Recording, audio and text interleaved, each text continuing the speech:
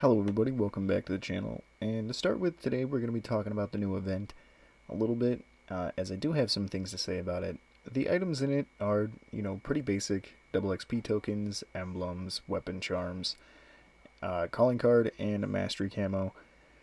And although it isn't as much XP as last time, we also don't get as much time as the last event.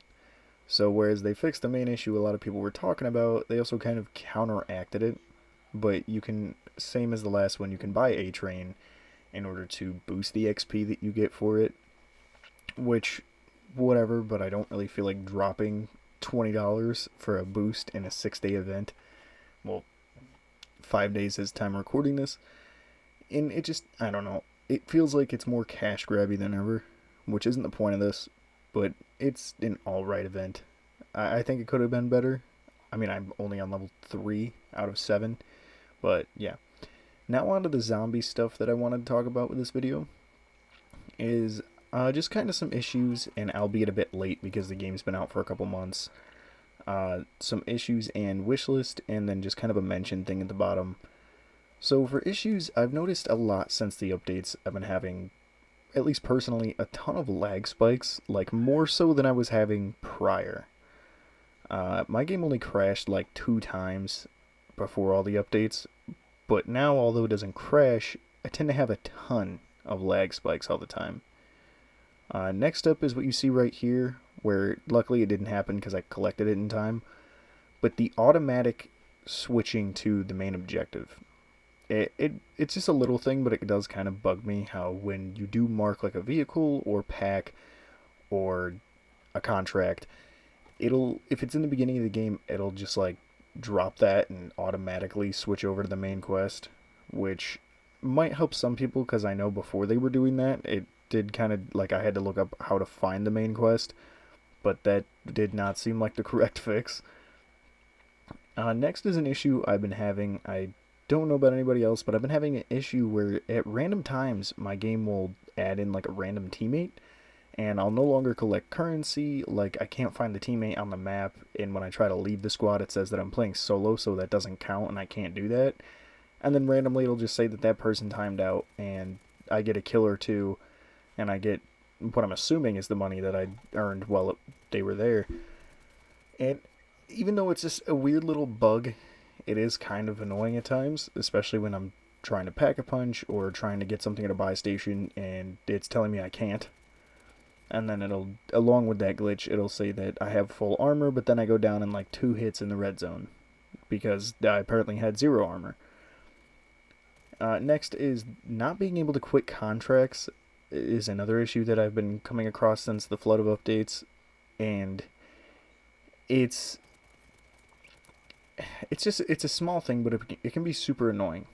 Because I'll try to quit a contract, and it'll say like 1 out of 3 or 1 out of 7 people need to agree or are requesting to cancel the contract when I play solo.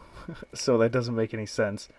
The only time I really cancel is if I go to do like a PND and it's within a stronghold and I don't have a key card, but in that case I have to find a camp or a buy station and go buy one or earn one. And it just, I don't know, it's a little irritating if I'm being honest. So that's now that we're done with the issues, though, let's go on to the wish list again, albeit a bit late because the game's already been out for a while. But yeah, these are just some things that I think would be really cool to see within zombies. Firstly, we have cooldown timer adjustments. I've seen a couple people talk about this, where with things like the raw ether material or the rare ether tool, and even the perks, the timer on them is ridiculous. Like, I get it. If you play a full game of zombies, it can take up to an hour at max. But even then, at the lowest case scenario, or no, a uncommon ether tool is 2 hours. But even then, you still gotta play a full another game before you can get it. And yes, these are all resources you can get in the game. I'm just saying it would be a little more convenient if the timers were lowered a little bit. Especially for, like, even the level 2 pack rock. Timer is 16 hours, which is like once a day, which is crazy. And I don't know, I think that would be it'd be a nice thing for them to lower it a little bit, just because that seems a little outrageous. Next is the option of solo matches.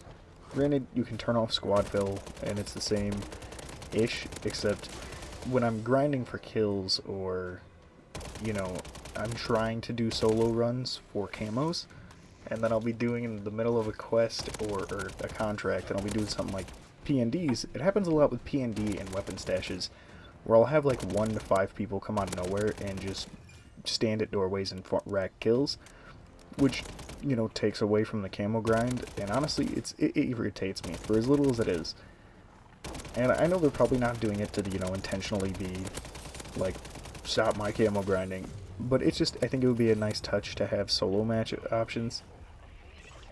Next is, and I know it's still early, so it's still possible, but down the road, at some point, another map. Urzikstan isn't bad, but, you know, you can only play it so many times before you want to do something else. I got really far in my camo grind, but now I'm starting to find that I'm not enjoying it as much as I did. I think I have like 153 runs, and it's, I don't know, it's starting to lose its cool. Next is double tap. This has been something we've been asking for since Cold War, and it would be so nice to return. Like, it's just a classic perk and one of my favorites. It's in my top 3, and I don't know. It's a small thing, but I would like to see it.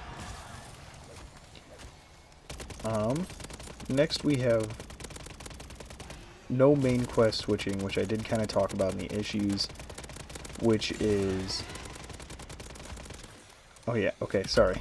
I was looking at my notes and it threw me off, but which is just like how the game will automatically switch whatever you marked to the main quest marker, which can be helpful if you're trying to do the main quest. But other than that, it can kind of just be irritating, especially if you're not paying enough attention and you drive to it and then realize, oh, wait a minute, this is not a gun stash or whatever. And something I've talked about before is better drops for Zone 3. I did get a comment that's saying there is, and I know there is, but I mean more often. Because the amount of times I'll run in there and do like 1 to 2 contracts and get like a green ether tool or like a perk I already have, it bugs me, and it doesn't really make going into Zone 3 feel all that worth it.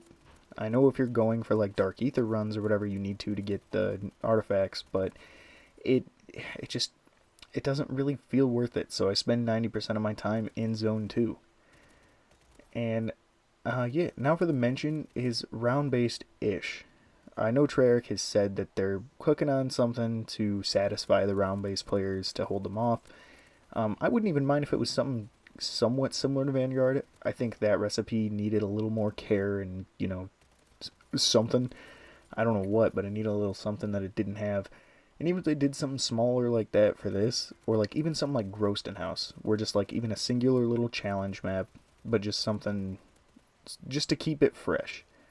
But yeah, those are my thoughts, my issues and wish lists and whatnot, and I hope you enjoyed. Hope you're having a good day. If you're watching early on, have a good rest of your day. Until then, keep surviving, and let me know what you guys think down below in the comments, because I know these are things that people have talked about and some people want, but yeah. See ya.